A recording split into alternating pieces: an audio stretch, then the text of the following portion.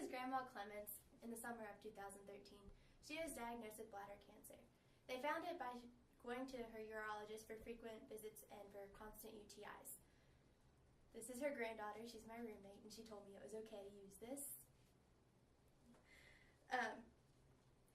She first started off with a chemo treatment, but it made her too sick, and the family urged the doctors to switch. They put her on mitomycin and Xylda. The doctors didn't want to change it because she's an 84-year-old woman, and they thought it was too risky. They were giving it to her peripherally through an IV, and this is the result. She got an infiltration, and it damaged her arm. She told the nurse that she felt like it was leaking into her peripheral veins, and the nurse looked at it and didn't check it out further. She's had multiple surgeries since then and debridements, and it started to get better, and this is where it's at now.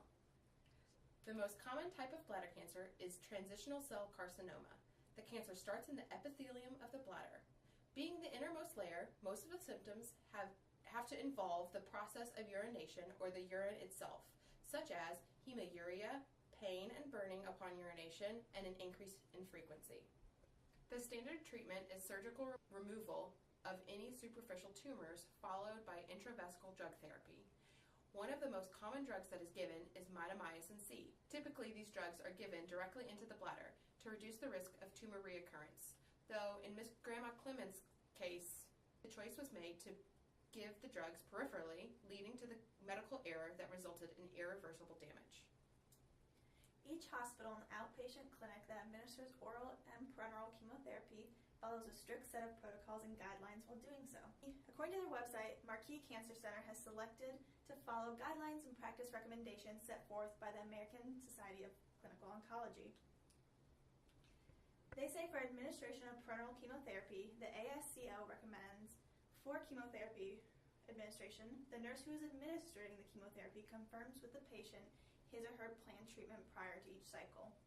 Then at least 2 practitioners or personnel approved by the practice or institution prepare or administer the chemotherapy, verify the accuracy of the drug name, the drug dose, the drug volume, the rate of administration, the expiration dates, appearance and physical integrity of the drugs, and the rate set on the infusion pump when utilized.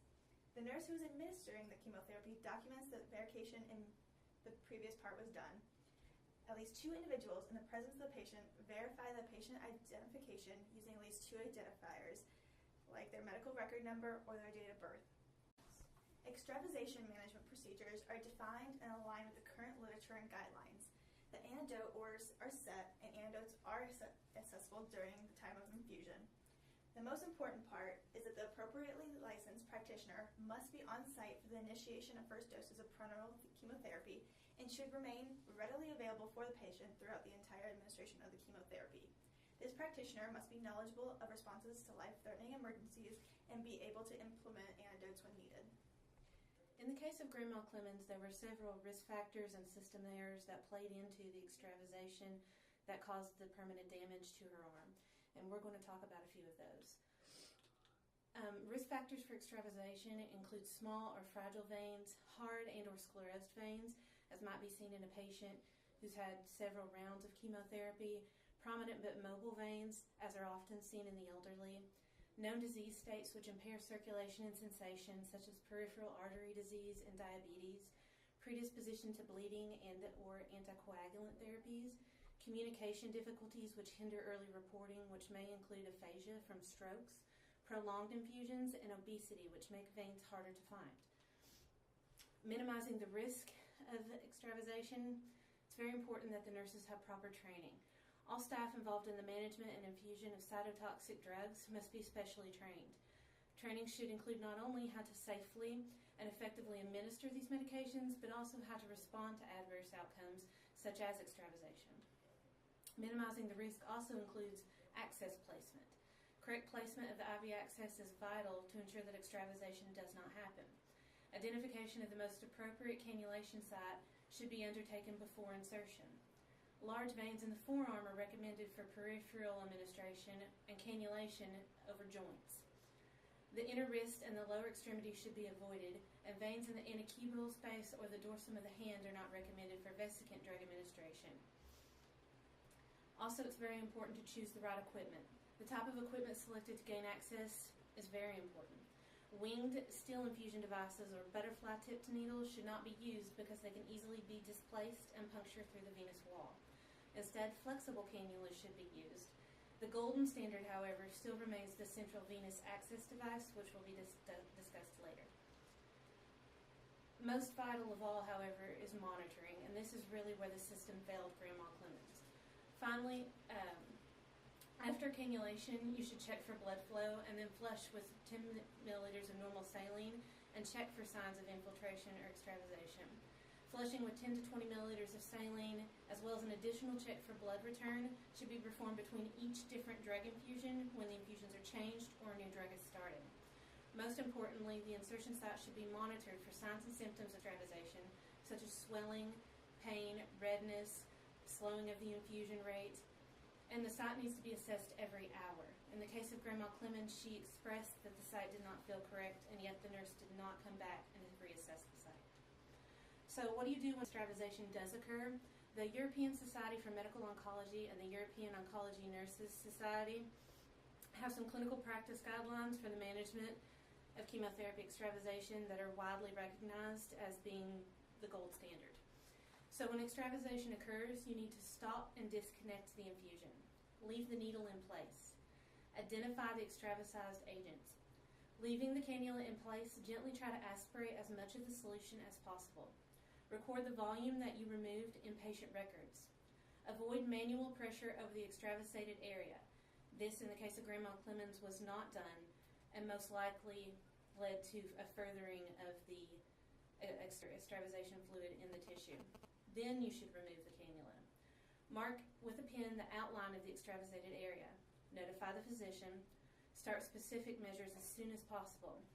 For vesicants and irritants such as the mitomycin that Grandma Clemens was on, localize and neutralize.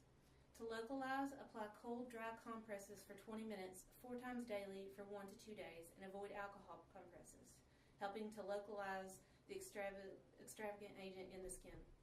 Neutralize. Use specific antidotes. In the case of mitomycin, administer topical DMSO. Also, elevate the limb and then administer analgesics if necessary. Following these steps will help to prevent further damage to the limb. So we interviewed a chemotherapy nurse for her take on Mrs. Clemens' situation. Thank you for being with us today. No problem. What is your typical workload like? If you could, please describe a typical workday for you. My role has changed so much because cancer care has changed. Most chemo is given outpatient now, and most of it is IV piggyback. Soon we'll be seeing many oral agents which can just be as toxic. They have challenges like compliance and proper patient administration. Regarding my workload, a typical day, it changes depending on what MD's clinic I'm working with and what type of malignancy that they specialize in.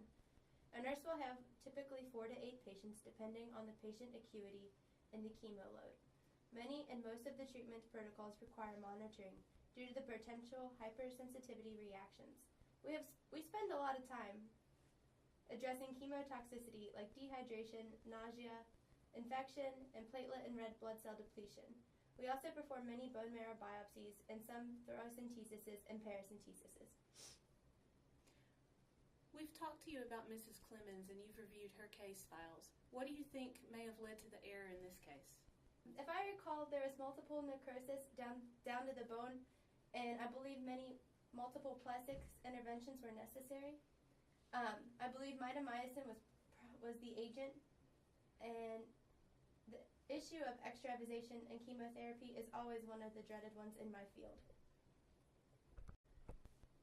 At your particular place of work, are there any policies in relation to chemo being administered in a peripheral IV, especially considering some recommendations want chemo administered solely in a central venous device? There are definite policies in place regarding the correct and safest way to administer these drugs called vesicants, both peripherally and centrally. Firstly, best practice is to have a portacath or a central line available, but sometimes that's not possible or the patient declines, but the central access is safest. Our policy for peripheral administration calls for the following things.